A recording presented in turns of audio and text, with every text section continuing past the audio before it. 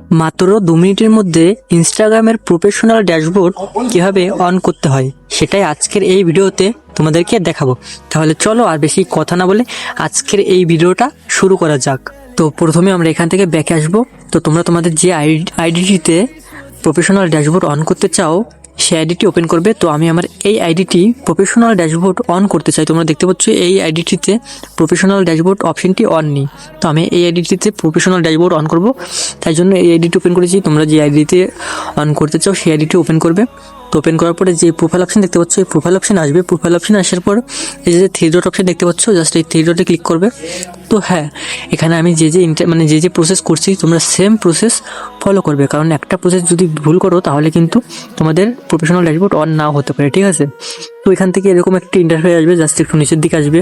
এখানে নিচের দিকে আসলে একটা অপশন তোমরা খুঁজে বের করবে, ঠিক আছে। এখানে দেখতে পাচ্ছ অ্যাকাউন্ট টাইপ অ্যান্ড টুলস, এই যে অপশনটা দেখতে পাচ্ছ, জাস্ট এই অপশনটা তোমরা বের করবে। বের করে জাস্ট এই অপশনটাতে ক্লিক করবে।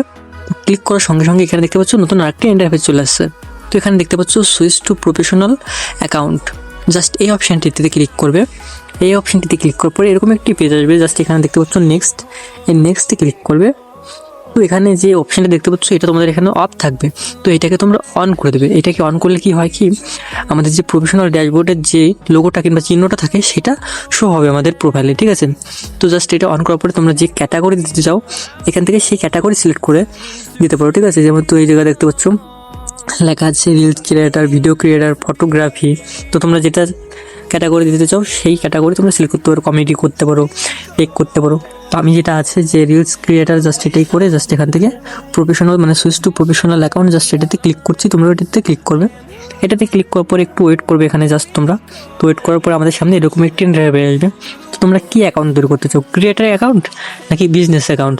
তো আমি যেহেতু নিজের পার্সোনাল অ্যাকাউন্ট তৈরি করবো তার জন্য ক্রিয়েটার। তো তোমরাও পার্সোনাল অ্যাকাউন্ট তৈরি করতে চাও তার জন্য ক্রিয়েটার অপশানে ক্লিক করে জাস্ট এখান থেকে নেক্সট করে দেবেন। তো অনেক সময় আছে আমি কথা বলতে বলতে না অনেক আকলে যায় কিংবা থুতলে যায়, ঠিক আছে। তো এটা আমার হয়, ঠিক আছে, এর জন্য তোমরা কোনো কিছু মনে করো না। তো এরকম একটি ইন্টারফেস আসবে, জাস্ট এখান থেকে কন্টিনিউ ক্লিক করবে। তো এটা তোমরা একটু মজা হিসেবে নিতে পারো যে আমার থুত লাগানোটাকে, ঠিক আছে।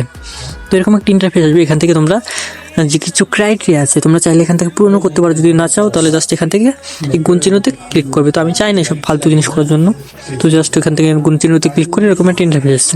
তো দেখতে পাচ্ছি এখানে কিন্তু আমাদের কোনো প্রোফাইলে ড্যাশবোর্ড অপশন দেখাচ্ছে না। তো এখানে আমাদের কাজ কী করতে হবে, একবার পেজটিকে রিফ্রেশ করতে হবে। তো তোমরা এখান থেকে পেজটিকে একবার রিফ্রেশ করে নেবে। তো রিফ্রেশ করে জাস্ট একটু ওয়েট করবে এখান থেকে। তো এখানে দেখতে পাচ্ছ আমরা রিফ্রেশ করেছি। রিফ্রেশ করার সঙ্গে সঙ্গে আমাদের যে প্রফেশনাল ড্যাশবোর্ড অপশনটি আছে সেটি অন হয়ে গেছে। তো তোমরাও চাইলে এরকম সিম্পলি 2 মিনিটের মধ্যে তোমাদের ফেসবুকের প্রফেশনাল ড্যাশবোর্ড অন করে নিতে পারবে। তো বন্ধুরা, ভিডিওটা ভালো লাগলে অবশ্যই একটি লাইক করবে। তো বাই বাই, টাটা।